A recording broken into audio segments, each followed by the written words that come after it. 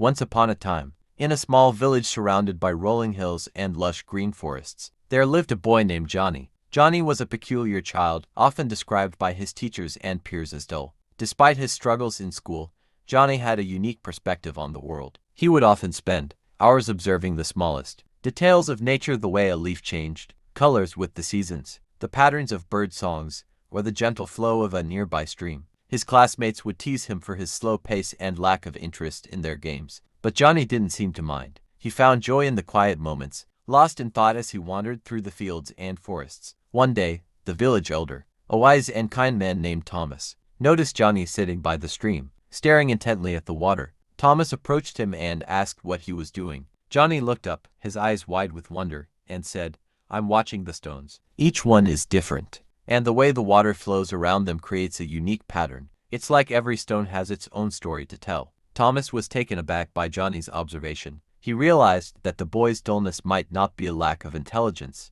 but rather a different way of perceiving the world. As Johnny grew older, his classmates started to notice his exceptional talent for art. He could draw the most intricate details of nature, capturing the essence of the world around him in a way that no one else could. His art became a reflection of his observations, and people began to appreciate his unique perspective. One stormy night, a fierce tempest rolled in, causing the river to swell and threatening to flood the village. The villagers were frantically trying to secure their homes and belongings, but no one knew what to do about the river. Johnny, who had been observing the stream for years, had an idea. He remembered the way the stones in the stream redirected the water's flow, creating new patterns. He suggested that the villagers use large rocks to divert the river's course, protecting the village from the floodwaters. The villagers were skeptical at first, but with no other options, they decided to trust Johnny's idea. Together, they worked through the night, placing the rocks in strategic locations. As the storm raged on, the river began to change course,